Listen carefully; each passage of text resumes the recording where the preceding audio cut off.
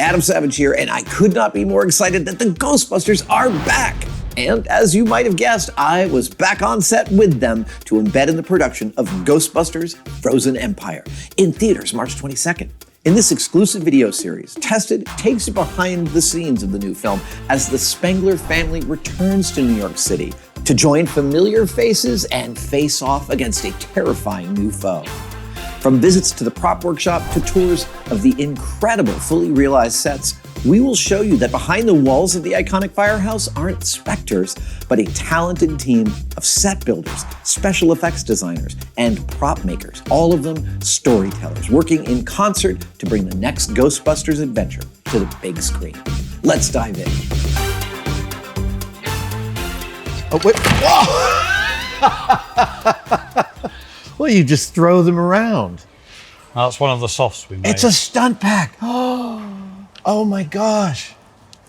Oh, that's incredible. It's all soft. Every last bit? Just about, apart from bits of pipe. Right. But everything else is rubber. So this would be used for any scene in which someone's wearing a pack and falls over or Might has fall to... over or is running. Because if they fell over and with one of your packs on their back... I think it would really hurt. Yeah, and also it would take you...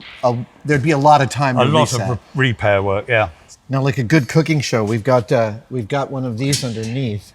This is your raw casting. This is our raw casting. And it's a foam urethane rubber. Amazing. Oh, friends, no matter what your favorite Ghostbuster film is, there is a Proton pack to satisfy you, and we have some brand new Proton packs for this film. Ben is the head of the prop making department. How are you, sir? Yeah, fine. We have a brand new Proton pack from this film. This is the upgraded pack in Zedamore's lab. Is that correct? That's correct. Yes. All right. Oh, it's very exciting to me. Tell me what's new about this pack. Well, we have a new bumper, as you can see, with and new color scheme. I love this third leg here. Yeah, and we have this modification here. The diagonal yellow and black stripes. And we have a new inlet for the ribbon cable. Oh, right. It's like a fuse box. Yeah. Fantastic. And then a couple of little doodads. There's a few little bits of extras just to make it slightly different, but it's pretty much the same pack, but upgraded. Yeah, with a little bit more protection. Yeah. I love this. Yeah. Also, funnily enough, oh, right. And here on the wand, we have actually one of the biggest differences, the nozzle here. Yeah, the muzzle. What's it call it? The arrestor, the muzzle arrestor. The muzzle, all right. And then we have the, is this a plate of aluminum or Yeah, it's perspex? Or? Yeah. I love this. The yellow and black is something that, like, it feels like it should have always been on the pack. Yeah, absolutely. Yeah, it gives you that sort of warning sign, doesn't it? Exactly. And it's like it's a perfect yellow because, like, this piece over here, I feel like that's just uncovering something that must have always been there. It's always been there. just not been painted. That's all. How many of these guys are you wrangling here in the shop? 8 of these. We've made 8 new packs. And these guys are all going to go on a rack that comes out of it? It all goes on the rack on the van that comes out when they arrive. And they're fully kitted out with electronics, with the spinners? Absolutely. Let's just... Oh, with the reel spinning! Reel spinning. Has to be original spinning. The reel spinning is making me so happy. And I love the switch. It's amazing.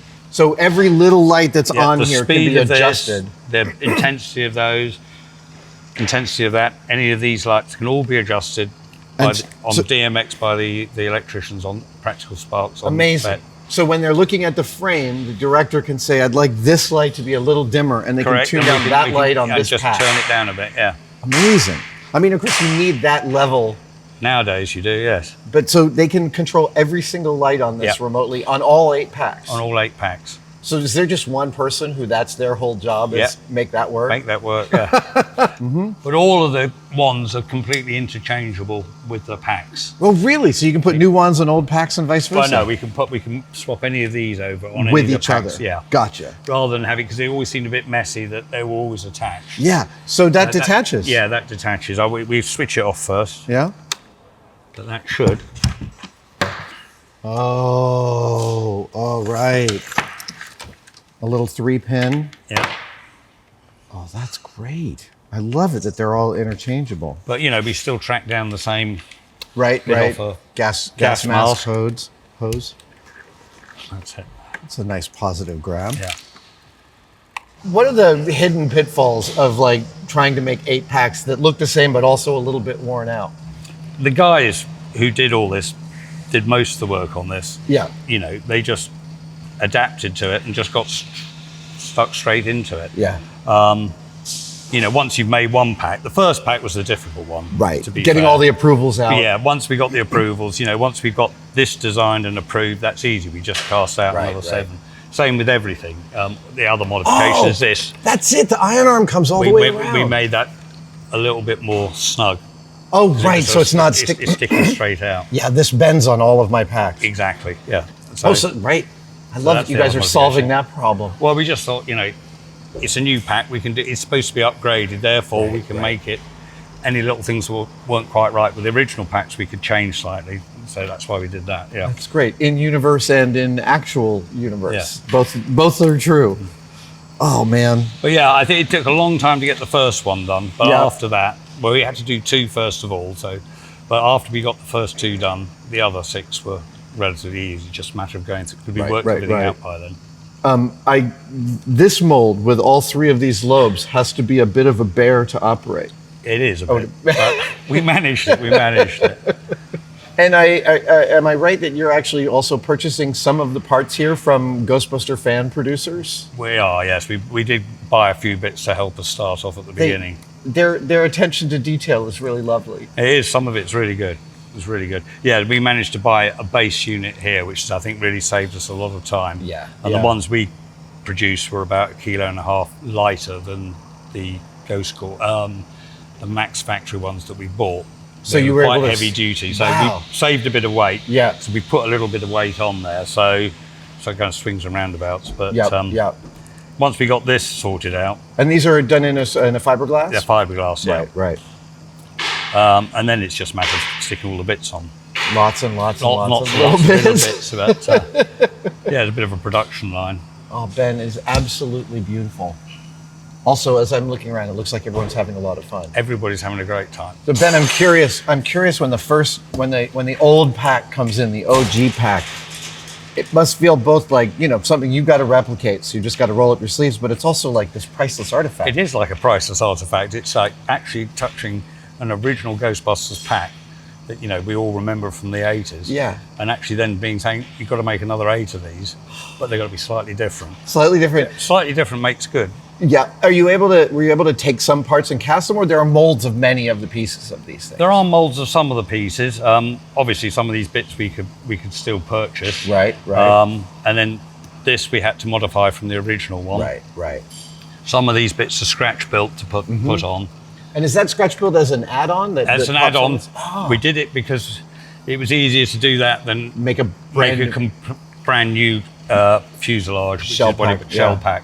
So we just made an add-on pack that we could just stick on there, and you wouldn't know it's that. And the same token, this is a complete new unit. That was bolts right on. Oh, right. The old one always bolted on as well. Anyway, so, I mean, a lot of these pieces just bolt on, so it does make it a lot easier to modify things and change them. It is really thrilling to see. I reading the script that there were brand new tactical Proton packs. I was like, how different are they going to look? And I love that it's only slightly. Only slightly, yeah. Yeah, it's just like a little bit of an upgrade. This film in particular has so many more practical effects and pieces and props and electronics than most. Yes, it definitely. Well, yeah, and there are action props in just about every part of the film, aren't there? There's very few bits that won't have our bits in, which is strange because a lot of the time you do it and you have to wait 20 minutes before you see something you've built. Yeah. This, it'll be in virtually every shot. Amazing. I just love walking in here and seeing whole racks of these over there. They're quite impressive, aren't they? Yeah, they really are. It's beautiful work. Ben, thank you so much, man. Pleasure.